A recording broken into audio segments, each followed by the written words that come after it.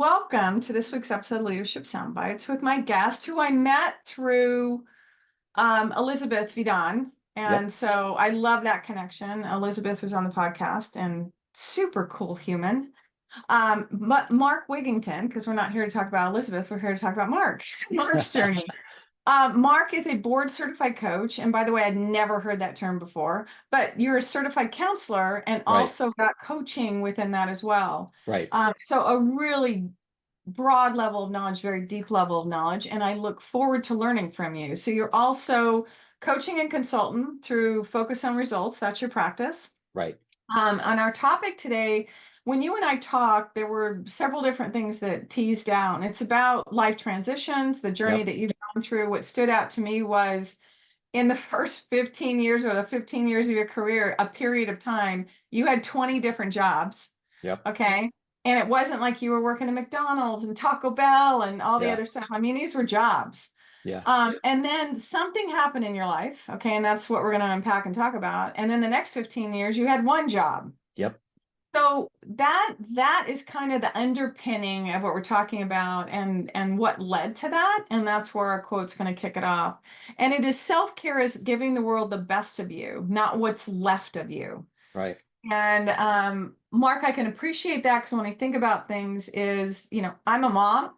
My kids are now grown. I'm a grandma now.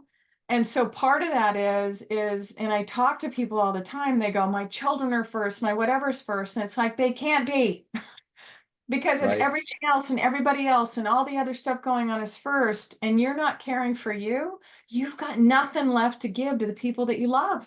Right. So Absolutely right. sense. So what do you got? Welcome to the conversation. I'm super excited to chat with you today.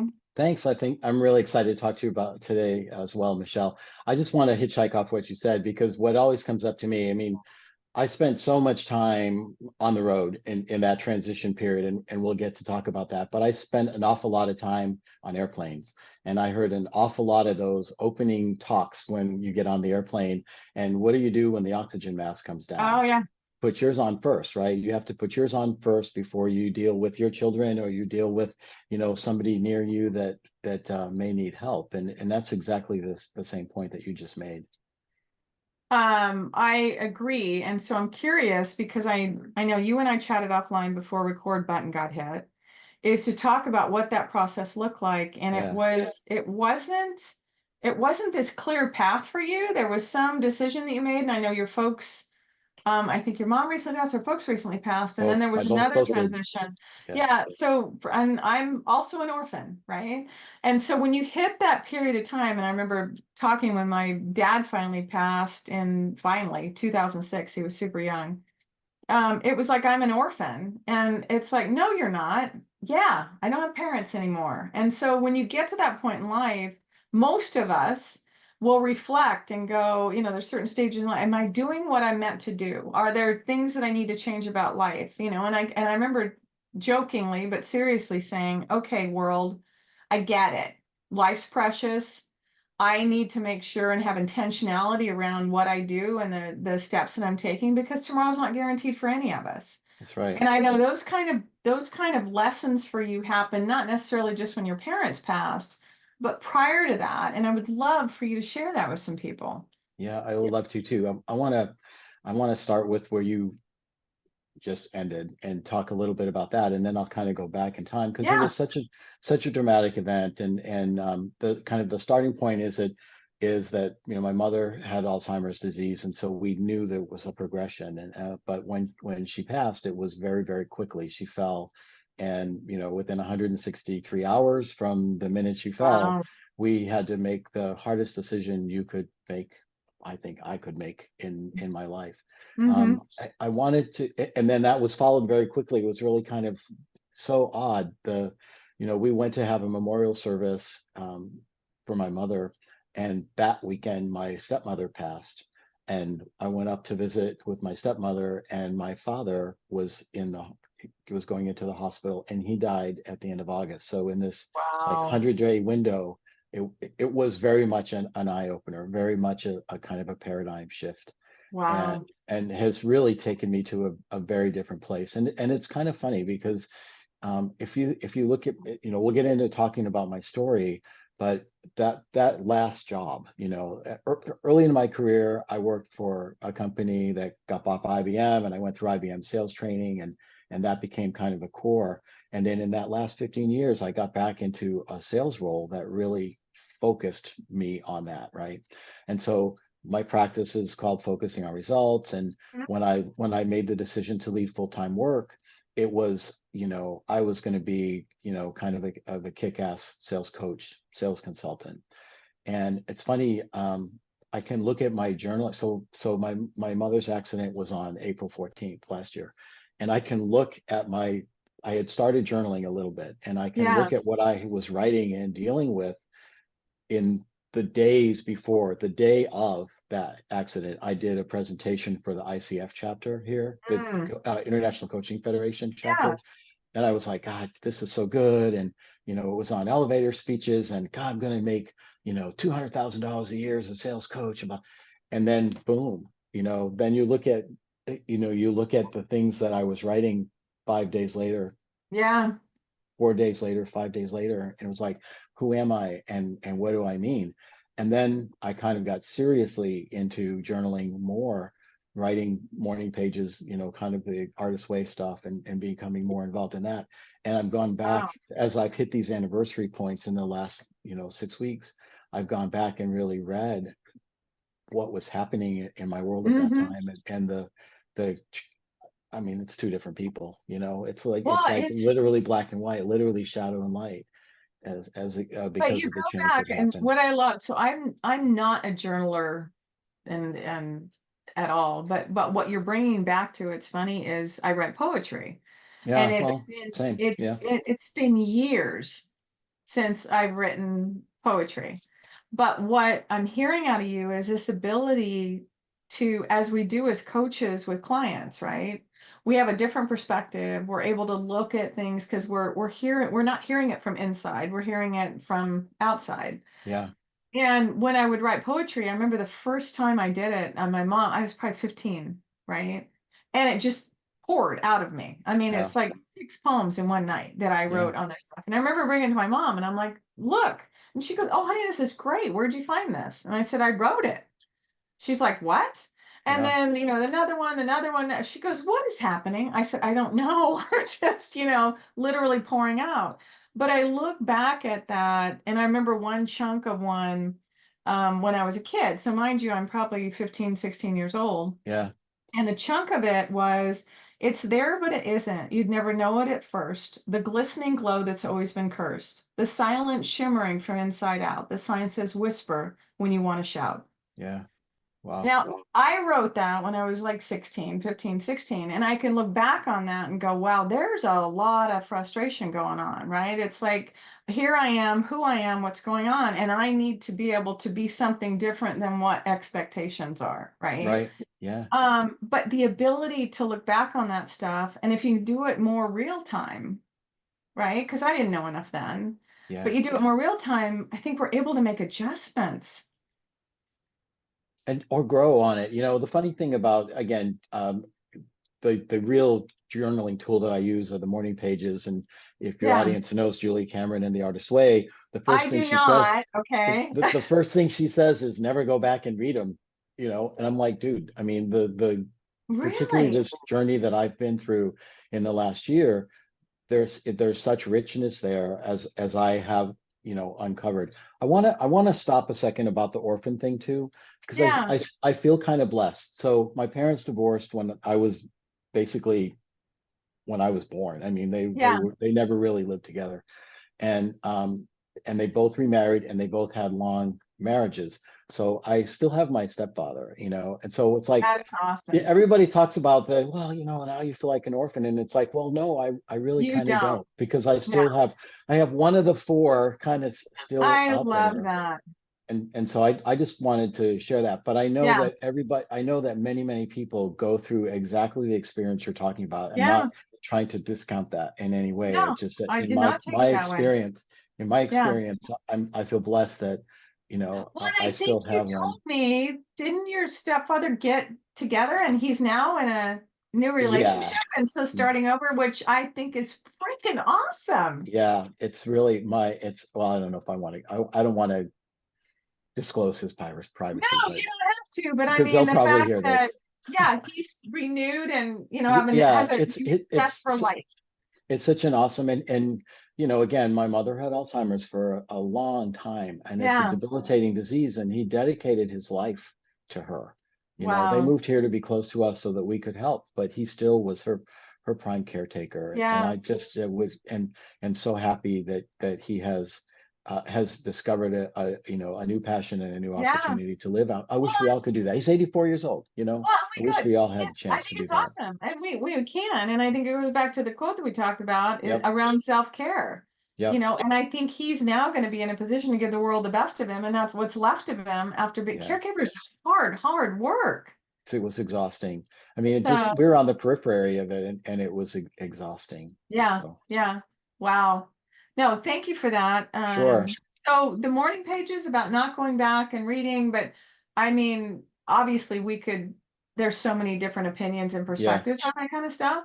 And I'm Yeah. sure she has her reason for saying that. Like that's the Yep. past. You don't need to relive the past. Don't bring Yeah. it forward with you. And I think it depends what you're reading it for.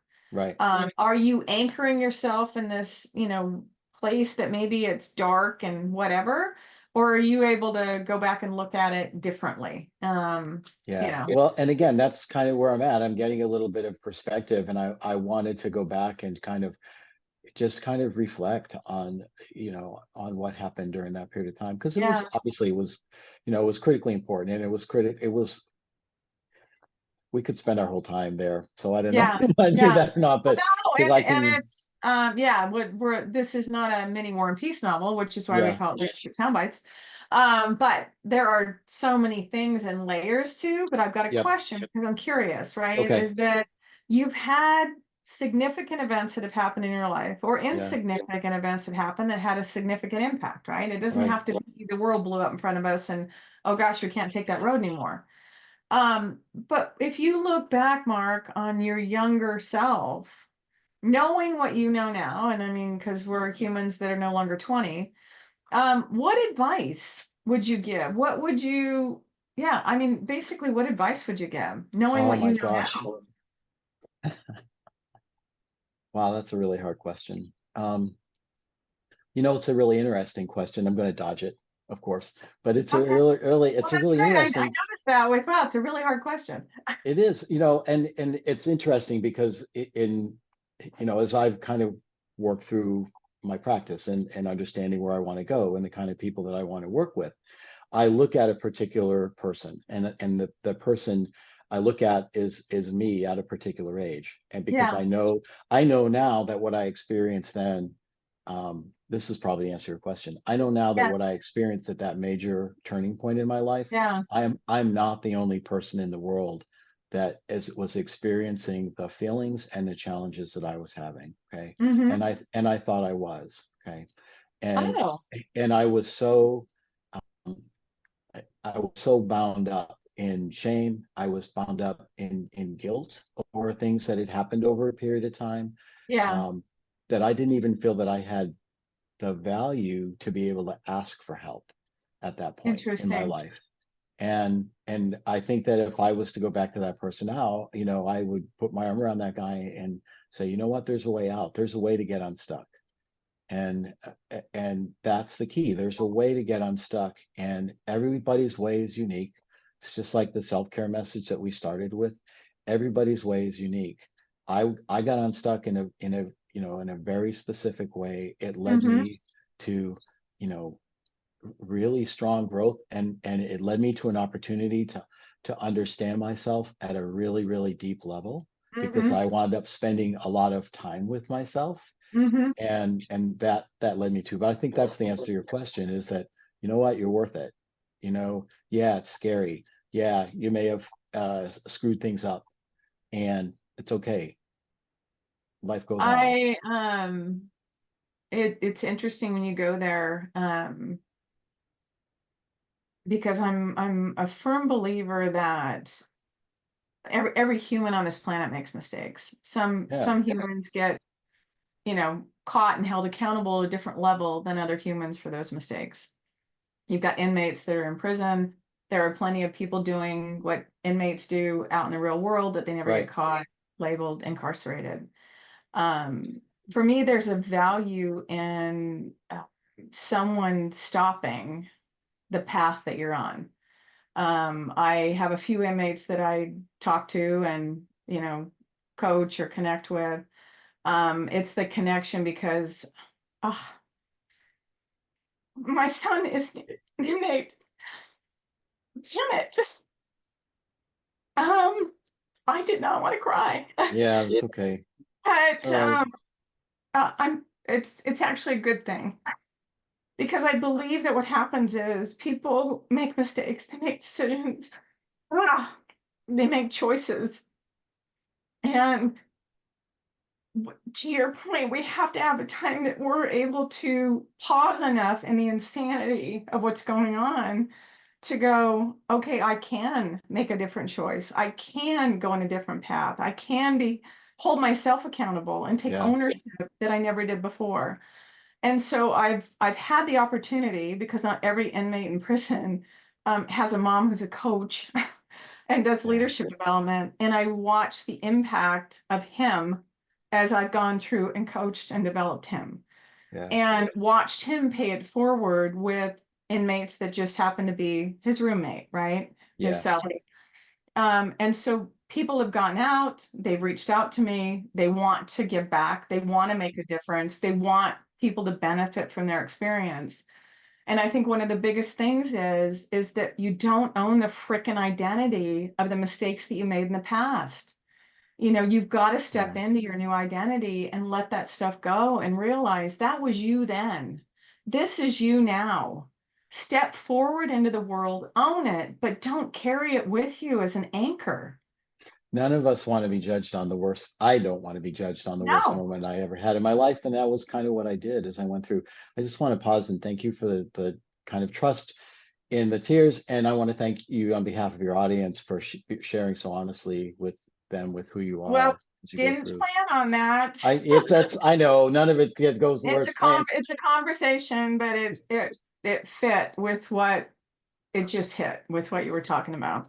So let me hitchhike on that about my jail experience Yes. as I go through and in in the 15 jobs, right? So, I said before I worked at IBM and when I was 30, it was the 80s and I wound up in rehab and blah blah blah. Okay. Yeah. But I learned some really powerful things when I was in rehab and I came out and I decided that I wanted to go back to school. My first degree was in psychology. There's a story behind that. My second degree, my master's degree is in counseling psychology. So I Yeah. went back to school. I got my degree. I worked in every mental health facility in Austin, every rehab, outpatient, everything. And I worked at and again, I'm in Austin, Texas, which is Travis County. I worked in the Yeah. Travis County jail. So I was a counselor in the Travis County jail, working in an inpatient drug treatment program Mm, in the jail. Okay. yeah. Now, that was a part of my job, but another part of my job was there were six different tanks, six different Hmm. units, and I Yeah. would go to all the different units and I would work. So I'd work with the men, I'd work with the women. And there's also a boot camp. And so I Mm, wound up working at the boot camp as well. So I go outside the fence and I go and work with the boot camp.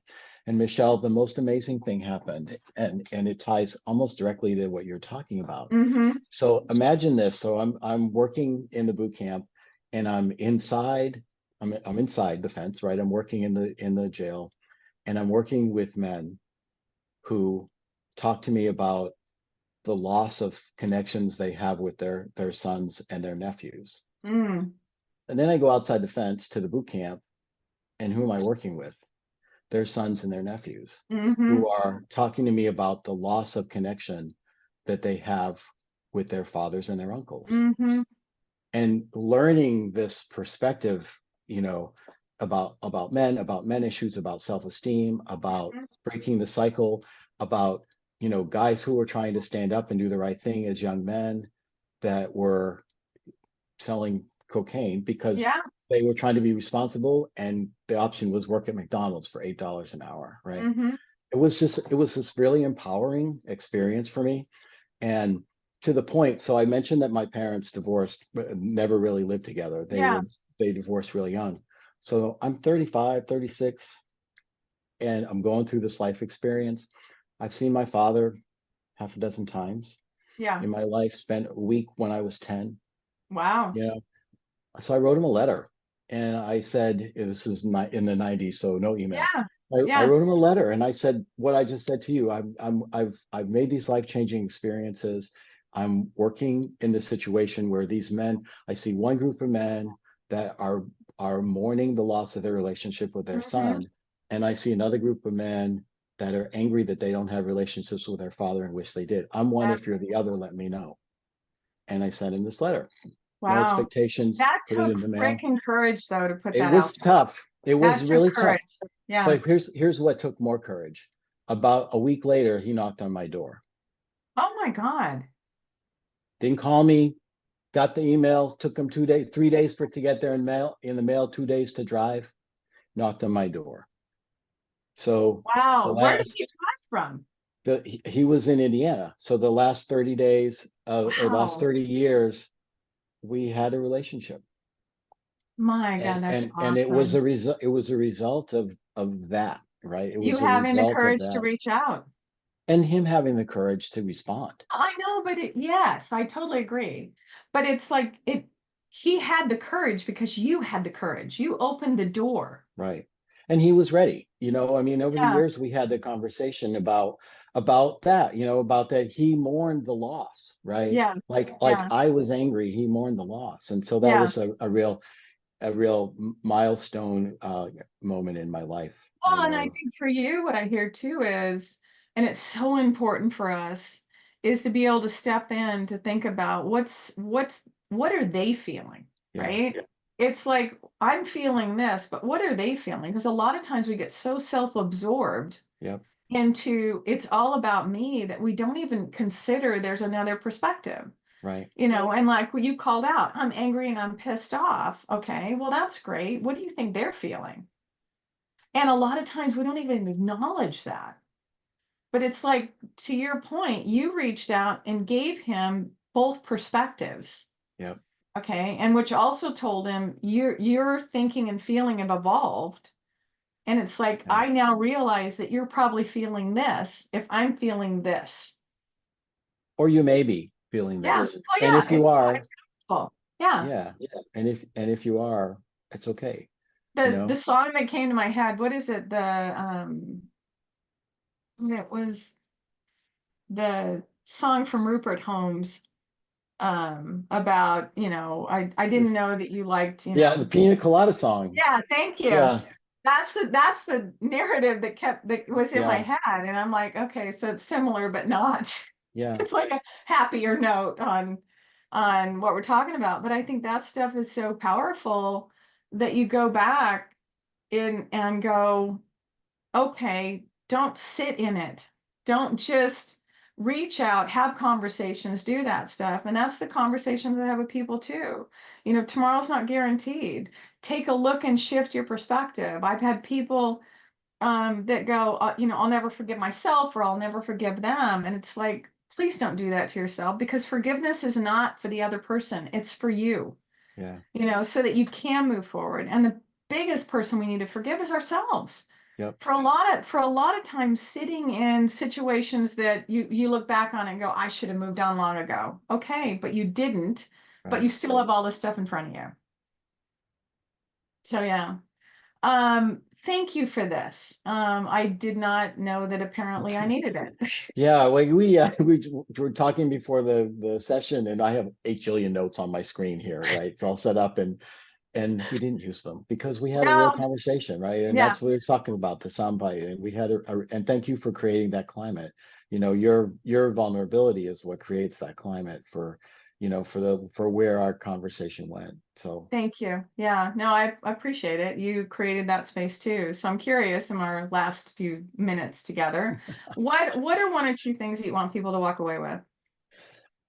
oh, let me see. One or two things that I want people to walk away with. Understand that you always have a chance to restart your life, which is kind of Mhm. right in the conversation where we are. The really kind of focus I think that brought us together was that after that occurred, and I went back into the business world, the wheels kind of came off of my life, Mhm, and I got to a place where I decided I was sick and tired of being sick and tired, and that I was going mhm, to make some changes. And that started for me with physical health, right? And mhm, I went in a period of 10 years from going, what the hell am I going to do, to doing Ironman triathlons, right? And not mhm, that's not everybody's story, but my story is that I found something that brought me joy, and that movement settled me. That mhm, movement allowed me to become connected to myself in a mhm, really, really deep way. And that led me to that stability where it led me to use a job, find a job that mhm, used all the skills that I learned in those 20 mhm. other jobs, and stay one place, you know, and and be happy and settled and calm. Yeah, And that was a place where, again, that guy in the hotel room, that was 45, that was miserable, could yeah, never look and see that could unfold. yeah. There was a quote I ran across that was basically, "It's never too late to be here you're supposed to be, Right.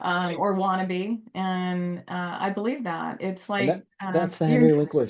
That's the yeah. Henry Yes. Winkler thing we were Yes. talking about Yes. earlier. He uncovered his dyslexia in his 70s. He's writing now Yes. in his book. He's writing Yes. about how, he's really stepped into who he was. And when he was the Fonz, it was all fake, Yeah. and he had the Well, and power to he control. was He had the yeah, power to control, was one of the most popular people in the world, and was empty and shallow, and, yeah. and didn't believe it. So Well, and believe it's in yourself. That's the key. well, believe in yourself, be yourself, Mm. step into yourself. Find it. Don't shy away from that. Don't think that you've got to be a clone of somebody else and you've got to fit in and all that stuff. Yeah. Yeah. I totally agree. And I think part of it is take a look and sit down and ask yourself. And this is a question I've asked coachees a lot lately because they're looking at transitions and want clarity. What do you want? What do you truly want? Yeah. Right? And sit with it. Sit with it. It's not something that's going to come right away, but at the soul of who you are, what do you want? And I think let that guide you. But ask the question. Ask the question. Mark, I so appreciate you and our time together. And It was great if fun. you're open to it, I want to do this again because there's so much more to unpack on different Sure. aspects of who you are and what you've done and what you're contributing and things that we can learn from you. So thank Yeah, you I'd for love the to. time. Happy to do it. And thank you. I appreciate it. Until next time. And I'll put Mark's contact information in the Yep. description as well. Great. So, Thanks. I hang out at LinkedIn, Mark Wigginton. okay, thank you. I hang out at LinkedIn too. That's kind of how we met. Yep. All right, until next time. Thank you.